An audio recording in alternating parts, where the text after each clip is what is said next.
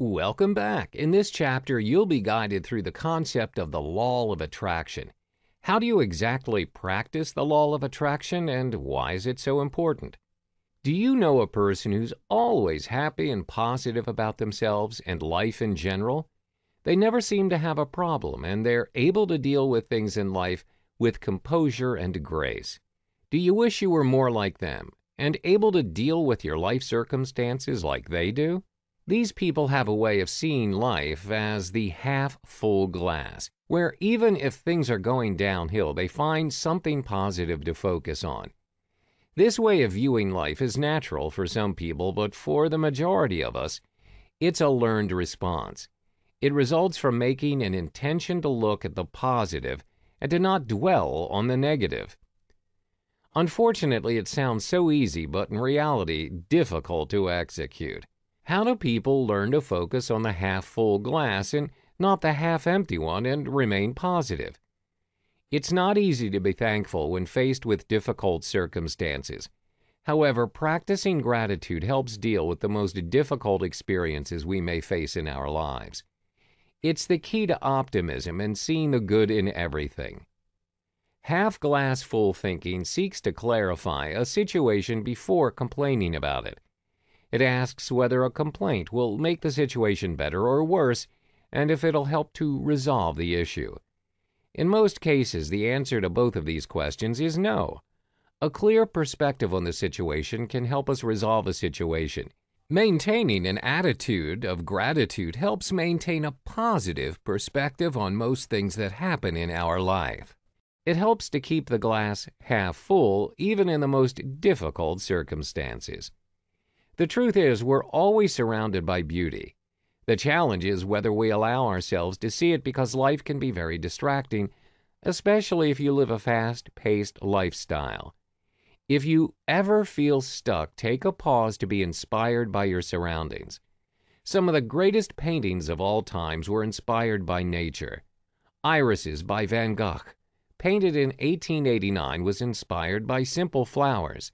The thing is, these inspirations are free and ready for you to access them whenever you choose to. The key is to be present. The law of attraction in our lives has become the thing. Everyone wants to apply this law in their everyday activity. This is because all of us have dreams, and we would want these dreams to come true someday. Most of us want a successful life with plenty of achievements and happiness. We all want to have our desires to come true. Therefore, the law of attraction helps us to tune our minds and feelings to draw the lifestyle that we want. Here are steps to activate the law of attraction. The first thing to do is to describe the type of life that you want to be able to see in your mind's eye. When you want something, you should ask from the cosmos, and you should also have a picture of what it is.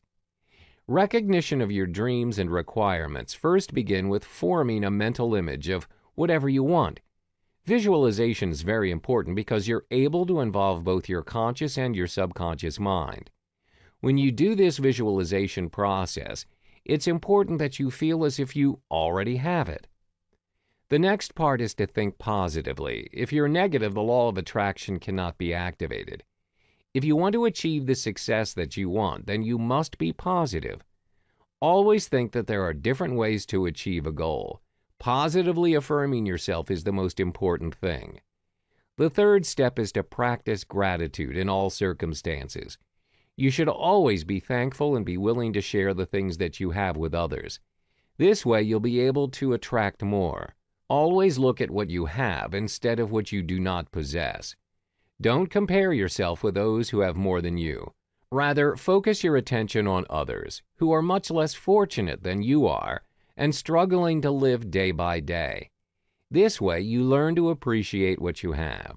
Now, the final step to practice the law of attraction is by learning when to say no to things that bring you more harm than good. Learning to say no is a powerful tool that many of us rarely, if ever, use.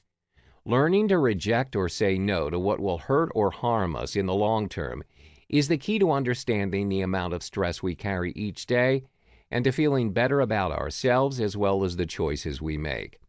As we learn to reject the things that harm us, we're more inclined to accept the things that help us. How can you tell the difference between what to accept and what to reject to help you stay focused and happy? You need to identify the causes of your distress. Focus on activities that positively energize you and avoid those that bring you down. If you feel happy baking during your free time and you find it therapeutic, find time to do more of it. If you feel being surrounded by toxic friends is wasting your time and energy, avoid or disconnect from that circle of friends.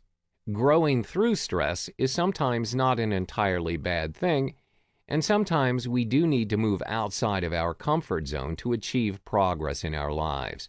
The key to knowing what will produce good stress and what will produce negative stress is to have a life plan and only accepting those that contribute to it. Now, all you need to do is take massive action and only focus on the good things in life.